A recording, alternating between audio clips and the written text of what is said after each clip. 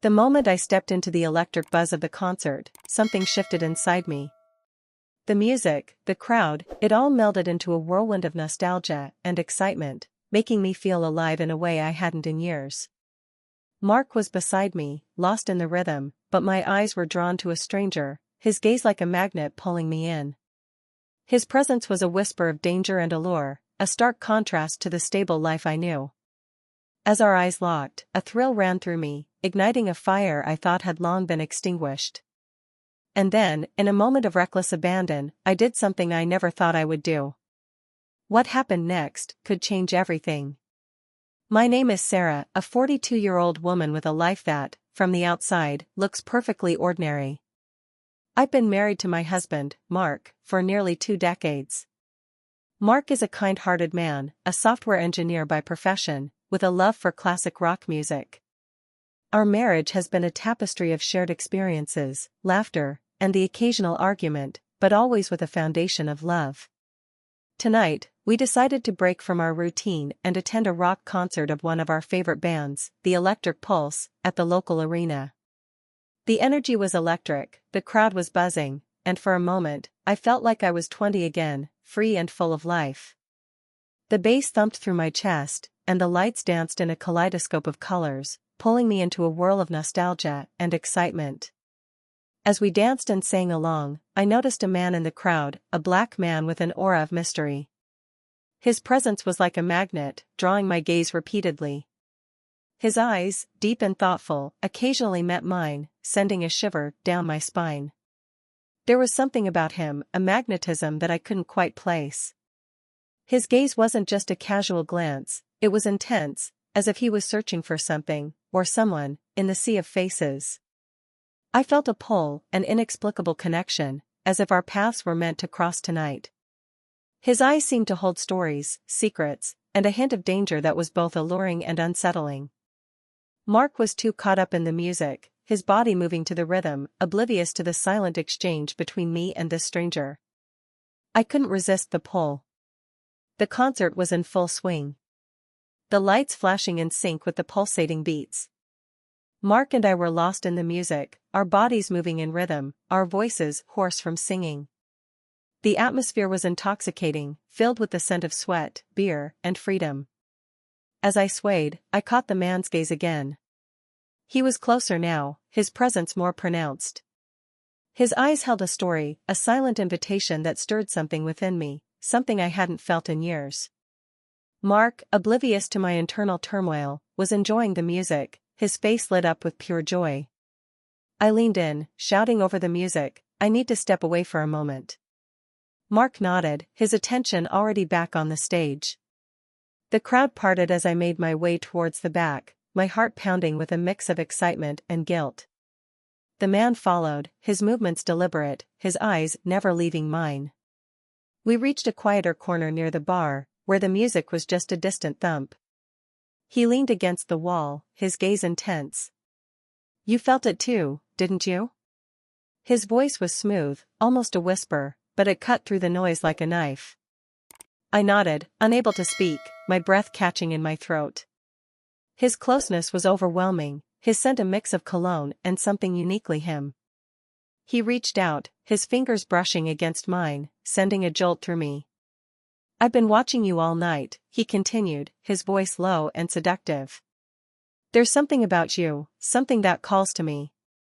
His words were like a spell, drawing me in, making me forget the world outside this moment. I knew I should stop, but I moved through the crowd. My heart pounding not just from the music but from an inexplicable pull towards this stranger. He was there, waiting, as if he knew I would come. Our eyes locked, and without a word, I kissed him. It was impulsive, reckless, and utterly thrilling. The kiss was electric, charged with the same energy as the concert itself. We found ourselves in the restroom, a place of solitude amidst the chaos. The door barely shut before our hands were all over each other, our breaths heavy with desire. In that moment, I wasn't Sarah, the wife, the homemaker, I was someone else, someone wild and free.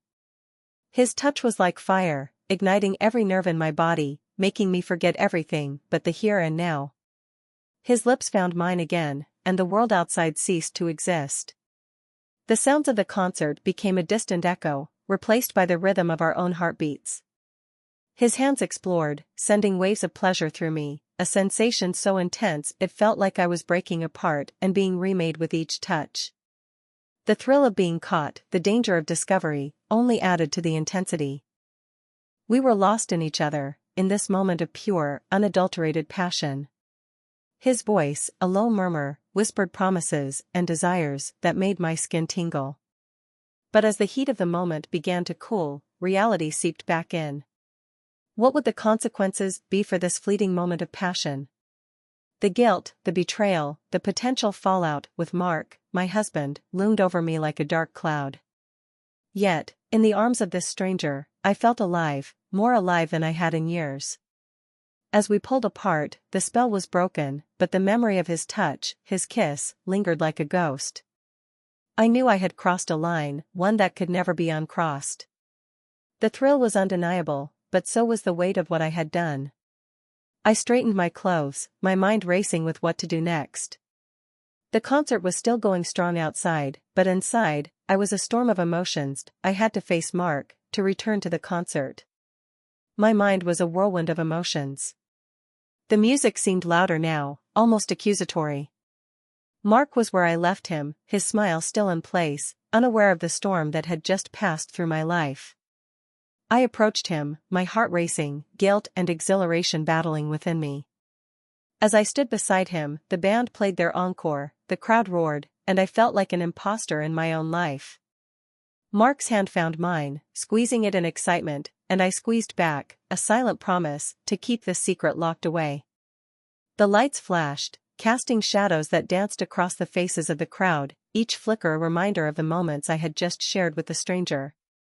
His touch, his kiss, the way he made me feel alive, it all replayed in my mind like a forbidden film.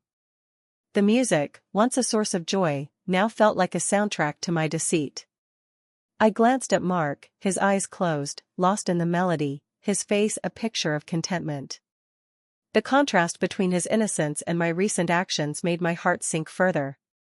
I tried to immerse myself in the music, to lose myself in the rhythm as I had before, but every beat seemed to echo the pounding of my guilty heart. The stranger's words echoed in my ears, "There's something about you, something that calls to me." His voice, smooth and seductive, had promised a world of passion and escape, a stark contrast to the stable, predictable life I shared with Mark.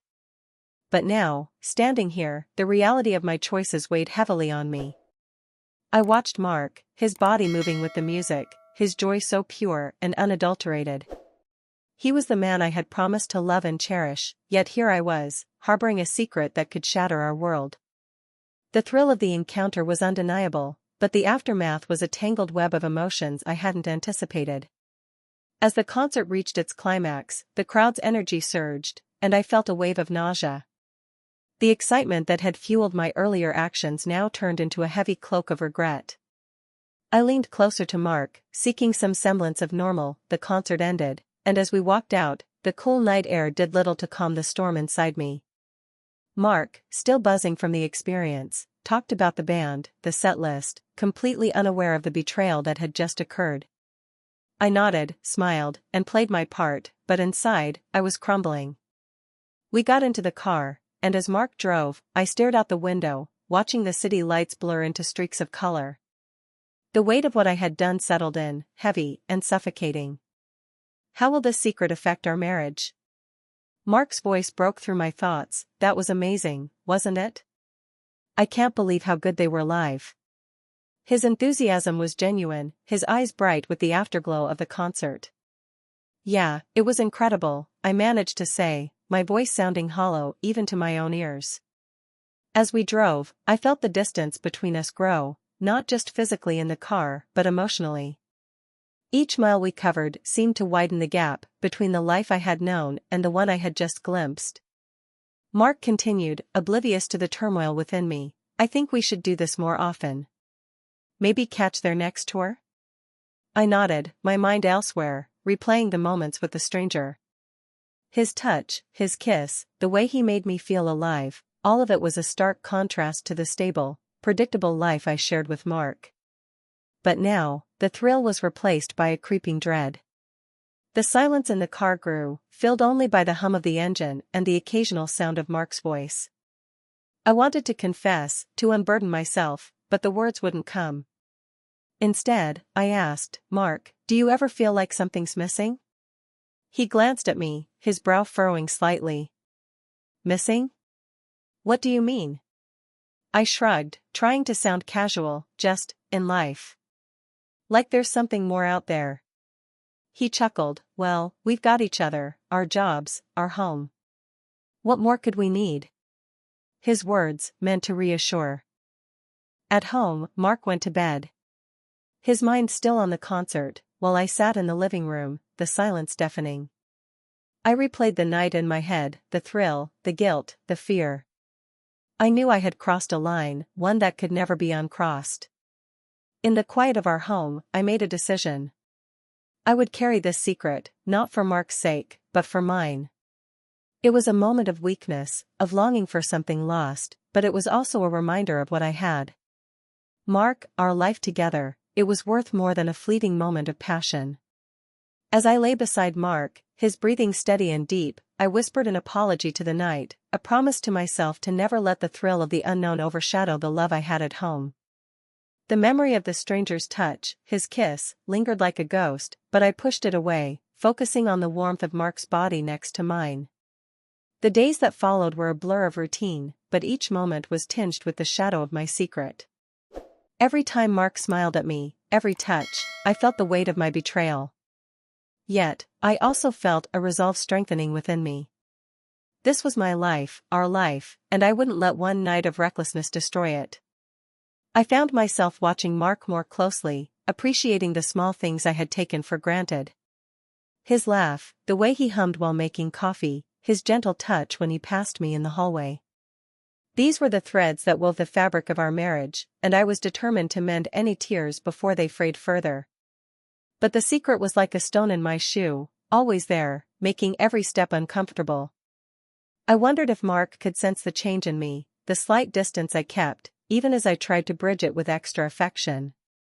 One evening, as we sat down for dinner, Mark looked at me, his eyes searching. "You've been quiet lately, Sarah. Everything okay?" His voice was gentle, concerned, and it pierced through the facade I was trying to maintain. I forced a smile, my heart heavy with the secret. Don't forget to subscribe, like, and comment if you enjoyed this story. This will help us create more engaging stories for you.